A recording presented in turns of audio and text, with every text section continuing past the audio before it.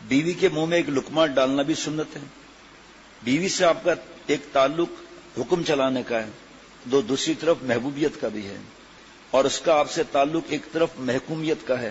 تو چونکہ ہمارے انڈر میں ہے، وہ سمجھو کہ بیچاری غلام بنی ہوئی ہے، اور دوسری طرف محبوبیت کا بھی تو ہے. صرف حکم چلانا ہے کیا؟ محبت کے حقوق بھی ادا کرو، گھر کی زندگی نہایت سکون اور چین کی ہو جائے گی. اور سب سے بڑی بات یہ کہ اللہ تعالیٰ خوش ہوں گے. ہماری ماں حضرت مائی عائشہ صدیقہ رضی اللہ عنہ فرماتی ہیں کہ حضور صلی اللہ علیہ وسلم بعد عشاء جب گھر میں تشریف لاتے تھے، اس پر ان کے 2 شعر ہیں ماں عائشہ صدیقہ رضی اللہ عنہ کے. سنیں آپ، حضرت فاطمہ رضی اللہ عنہ کے اشعار الگ ہیں، حضرت ابو بکر صدیق رضی اللہ عنہ کے اشعار الگ ہیں. 23 صحابہ رضوان اللہ علیہم مجمعین اشعار سناتے تھے آپ صلی اللہ علیہ وسلم کو، اور حضرت حسان بن ثابت رضی اللہ عنہ کا ممبر لگتا تھا مسجد نبوی صلی اللہ علیہ وسلم میں.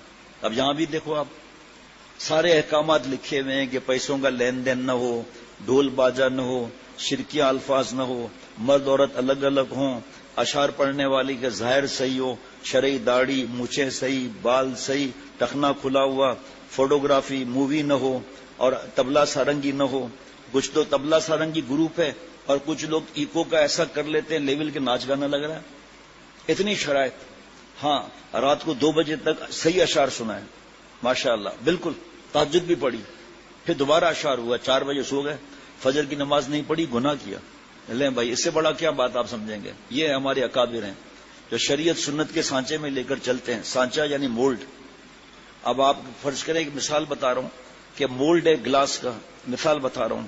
اب اوپر میں پلاسٹک بولڈنگ کمپاؤنڈ ڈالا، اس نے ہیٹ پکڑا، پانی کی طرح ہو گیا، اور سانچے میں چلا گیا مولڈ کے اندر.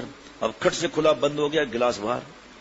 اور اس میں کوئی اسٹاک لاٹ جاب لاٹ ہوتے ہیں، اس کو الگ کر کے پھر ریسائکلنگ کیبن میں ڈالتے ہیں، وہاں سے پھر جو دانہ نکلتا ہے اس سے پھر ذرا ایک مولڈ کے ذریعے اتنے گلاس بنتے ہیں، ایک اسکریچ بھی نہیں آتا اتنے. تو یہ شعر سمجھ میں کیوں نہیں آ رہا؟ نہ جانے کتنی نہریں بھی میرے دریا سے جاری، شیخ العرب والنجم رحمۃ اللہ علیہ، نہ جانے کتنی نہریں بھی میرے دریا سے جاری، پھر بھی میری طغیانی نہیں جاتی. پھر کیا مسئلہ ہے کہ ایک بار اللہ والے یا ان کے غلام عمل والا اس کی صحبتوں سے اللہ تعالیٰ کی محبت ٹرانسفر نہ ہو؟ آپ چلے جائیں جہاں یہ بوتلیں بنتی ہیں منرل واٹر یا کسی بھی قسم کی بوتلیں پلاسٹک کی بنتی ہیں، آپ حیران ہو جائیں گے، اتنی ٹیوب یا اتنی ٹیوب گول،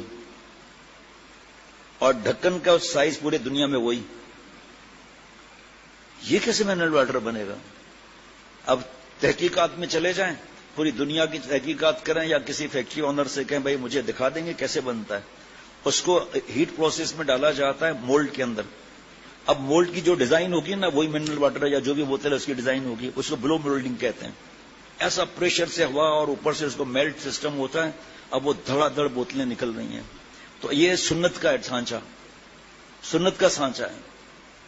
یہ لقد کان لکم فی رسول اللہ اسوۃ حسنہ. نمونہ کب ہے؟ یرجو اللہ، اللہ سے جو ڈرتا ہے اس کے لیے نمونہ ہے. جو ڈرے گا نہیں، نمونہ کس بات کا؟ جو آخرت پر یقین رکھتا ہے قرآن پاک، اس کے لیے نمونہ ہے. جو اللہ کا نام لیتے ہیں ان کے لیے نمونہ ہے. میرے جیسا صرف بیان کر کے بیٹھا ہوا ہے تو نمونہ تھوڑی بن سکتا ہوں، پھر ہو ہی نہیں سکتا. اللہ معاف فرمائے. لقد خلقنا الانسان فی احسن تقویم. حضرت مفتی عبداللہ پھولپوری صاحب رحمۃ اللہ علیہ ہو گئے، حضرت پھولپوری رحمۃ اللہ علیہ کے پوتے، حضرت نے ان سے بیان کرایا تھا. اس وقت انہوں نے اس کی تفسیر بیان کی تھی کہ آپ صلی اللہ علیہ وسلم نمونہ ہے. ایسے اللہ نے ہمیں سانچے میں ڈھالا ہے، اب تھوڑا فنیشنگ ہے بس. ایمان دے دیا اللہ تعالیٰ نے. اب جیسے مسجد ہے، صرف اسٹرکچر تھا، جب بھی نمازیں ہو رہی تھی الحمدللہ اللہ تعالیٰ کی رحمت سے، فنیشنگ کے بعد بھی ہو رہی ہے. تو یہ اسٹرکچر جو ہے وہ شریعت ہے، اور طریقت فنیشنگ ہے. سنت اور شریعت کے حساب سے عمل کرنا یہ طریقہ ہے. آپ دیکھو کہ جن کی ہم کتابیں پڑھتے ہیں، یا اس وقت طلباء کرام ہے نہیں اس لیے تفصیل کا موقع ہے نہیں، جمعرات میں خوب ہوتے ہیں، بدھ کے دن عصر کے بعد بھی ماشاءاللہ آدھی سے زیادہ مسجد بھر جاتی ہے. عصر سے پھر آدھے گھنٹے تک بیان ہوتا ہے. اور جمعرات کو تو طلباء اور علماء ہوتے ہیں. پھر عشاء کے بعد صرف زیادہ 90% طلباء ہوتے ہیں. تب میں بتاتا ہوں کہ بھائی آپ جس سے سبق پڑھ رہے ہو، جس کو آپ اللہ والا مفتی عالم کہتے ہو، چلتے چلے جاؤ، نام میں نہیں گنا سکوں گا. حضرت گنگوئی، حضرت نانوتوی، حضرت تھانوی، شیخ الحدیث وہاں زکریا صاحب، وہاں الیاس صاحب رحمۃ اللہ علیہ اجمعین، آگے چلتے ان کے بالے سے ہیں. جبکہ فتوے میں یہ ملفوظ لکھا ہوا ہے، انفاظ عیسیٰ جلد نمبر 2 صفحہ 15 پر حضرت تھانوی رحمۃ اللہ علیہ ملفوظ فتوے میں لکھا ہوا ہے، جہاں رہو رفتار گفتار کردار ہر بات میں بزرگوں کی نقل کرو، دین کی بھی عزت ہے دنیا کی بھی عزت ہے۔ پھر آگے لکھے ایک قدم ان سے نہ ہٹو پیچھے، یہ انعام یافتہ لوگ ہیں۔ اہدنا الصراط المستقیم صراط الذین انعمت علیہم، اے اللہ سیدھے راستے پر چلا، سیدھا راستہ دکھا، راستہ ان کا جس پر آپ نے انعام فرمایا۔ پھر انعام یافتہ کون ہے؟ نبیین، صدیقین، شہداء، صالحین۔ تو نبوت کا دروازہ بند ہو گیا، آپ صلی اللہ علیہ وسلم چلے تشریف لے کے اللہ کے پاس، اللہ نے بلا لیا۔ تعلیمات تو قیامت تک رہیں گی قرآن پاک احادیث مبارکہ کی، اس پر صحابہ رضوان اللہ علیہ مجمعین نے عمل کیا، اس کی اطاعت کا الگ حکم ہے۔ پھر اللہ والے اس کو کہتے ہیں، فرمایا جہاں رہو ایک قدم ان سے مت ہٹو۔ اور آگے کیا لکھا پتا ہے؟ فرمایا کبھی کبھی چہرہ مہرہ بھی اس بزرگ جیسا ہو جاتا ہے، آپ مجھ سے فتویٰ منگا لو مجھ سے، آپ یہ جتنے باہر ملکوں میں دوسرے شہروں میں سنتے ہیں یا کراچی والے بھی ہوں کہ ہمیں یہ فتویٰ یہ بھیج دیں، میں فتویٰ آج مذاق طنز کرتے ہیں کہ یہاں یہ ہے یہاں وہ ہے، جبکہ ایک بات لکھی ہوئی ہے، فکر نہیں۔ اب ان سے میں طلباء سے پوچھتا ہوں، اللہ کے کرم سے درجنوں ہر مہینے بال کٹواتے ہیں، چلو 2 مہینے میں ان سے پوچھتا ہوں آپ بتاؤ ابھی کہ آپ کے استاد حضرت شیخ الاسلام دامت برکاتہم کیسے بال ہیں، ماں عبید اللہ خالد صاحب دامت برکاتہم جیسے بال ہیں، ماں فضل الرحیم صاحب دامت برکاتہم جیسے بال ہیں، ہمارے تبلیغ کے اکابر ان کے بھی ایسے بال ہیں، لیکن اتباع نہیں ہے تو فائدہ بھی نہیں ہے۔ جناب اما عائشہ صدیقہ رضی اللہ عنہ فرماتی ہیں، تو مزہ آئے گا، حضور صلی اللہ علیہ وسلم بعد عشاء جب گھر تشریف لاتے تھے تو اس پر ان کے 2 شے فرما دیے، لنا شمس وللآفاق شمس وشمسی خیر من شمس السماء، ایک میرا سورج ہے ایک آسمان کا سورج ہے، اور میرا سورج آسمان کے سورج سے بہتر ہے، کیوں؟ فإن الشمس تطلع بعد فجر وشمسی خیر طالع بعد العشاء، چونکہ آسمان کا سورج تو بعد فجر کے طلوع ہوتا ہے نا۔ جبار عبد الجبار آپ کے پیچھے بھی اٹھا دیجئے کسی کو، ہاں شاباش۔ اور میرا سورج عشاء کے بعد طلوع ہوتا ہے۔ جب آپ صلی اللہ علیہ وسلم سارے کام فرما کر گھر میں آتے تھے، ہمارا کیا حال ہے؟ مسکرا کر داخل ہوئے گھر میں، سلام میں پہل کی، اپنے دل سے پوچھنا ہے۔ میں نے پوچھ لیا لیکن ہم پوچھتے نہیں ہیں، منع ہے یہ کہ دوسرے کی بات ظاہر کرنا، بہت سے سچ ایسے بولتے ہیں کہ پوچھو مت۔ فرض کریں کہ کسی کو کھڑا کیا جائے، فجر کی نماز پڑھی کہ اب جھوٹ کیوں بولوں؟ نہیں، ابھی جھوٹ پر حدیث پاک بیان کروں گا انشاءاللہ، جمع کر رہا ہوں احادیث مبارکہ، اس میں نصیحت لکھی ہے، آپ یاد دلا دینا کہ اس کے بارے میں کیا عرض کر رہا تھا؟ ہاں کس کے بارے میں؟ جھوٹ کے بارے میں۔ اس میں مفتی محمود اشرف صاحب دامت برکاتہم کی کتاب میں جو جھوٹ کے بارے میں آیا ہے وہ حدیث پاک بیان کرنی ہے انشاءاللہ تعالی۔ تو جھوٹ کبھی نہیں بولنا، سچ بول دو نجات مل جائے گی، اور جھوٹ سے بچ بھی گئے تو اللہ بھی ناراض، مفہوم پورا حدیث پاک کا عرض کرو، اللہ بھی ناراض ہو جائیں گے، اور بھانڈا تو پھوٹ جائے گا، وہاں بھی بات خراب۔ تو بعض لوگ جھٹ بولتے تھے میں نے نہیں پڑھی نماز، تو دوسرے کو سب کے سامنے ذلیل کر دیا۔ بار مساجد میں بزرگوں کا سایہ ہے نہیں، بعض مساجد میں عید کے دن اعلان ہوتا ہے کہ بھائی نماز بعد میں کھڑی ہوگی، جس نے فجر کی نماز نہیں پڑھ لی قضا کر لیں۔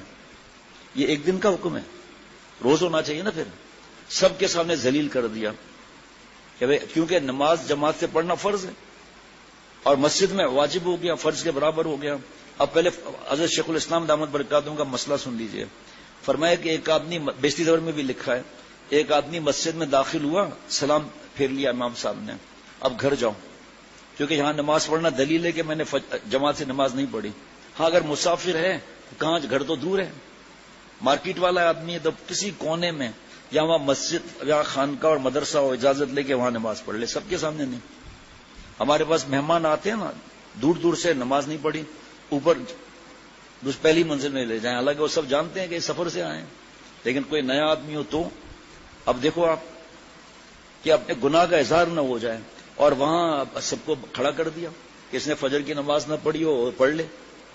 تو بھائی پھر جمعے کے دن دوسرے نمازوں میں کیوں نہیں، عید کے دن خاص، اور اس کا آدمی کو دلیل دے پھر، تاکہ اب ہم بھی عمل کریں اس پر کہ بھئی یہ قرآن پاک حدیث پاک سے ثابت ہے کہ خدا نخواستہ عید کی نماز نہیں ہوگی جب تک کہ فجر کی قضا نہ کر لے۔ تو پھر ابھی تو زوال کا وقت آیا ہی نہیں ہے، تو پھر سنت بھی قضا کراؤ، فجر بھی قضا کراؤ، اصول ہے نا۔ پھر دونوں پھر پرسوں بھی نہیں پڑھی تھی، 4 دن پہلے بھی نہیں پڑی تھی. ننڈا چے پئی بابا کھائیں دے پو دھکا کھائیں نہ ڈنڈو لگنو زور سے. ایک دن کا کیوں بھائی؟ الحمدللہ جس نے اپنے بزرگوں کی مانی انہوں نے کہا واقعی ہم توبہ کر دیں، ہم سے غلطی ہو گئی. بھائی روز فجر میں اعلان کرنا چاہیے نا، بھائی نماز میں باقی 4 منٹ باقی ہیں، جس نے فجر کی نماز نہ پڑھی وہ پڑھ لے، اور ظہر میں پہلے اعلان ہو جائے. عید کے دن کیوں؟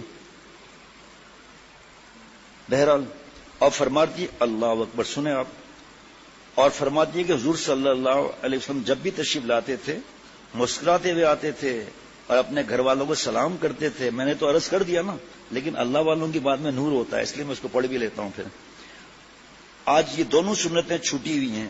ہم آتے ہیں تو گھر والوں کو سلام نہیں کرتے اور مسکراتے ہوئے بھی نہیں آتے. حضور صلی اللہ علیہ وسلم نے کبھی یہ سنت ترک نہیں فرمائی، اللہ کتنی تکلیفیں دی، کتنے جہاد تھے، کتنے غم تھے. اللہ پاک ہم سب کو توفیق عطا فرمائے.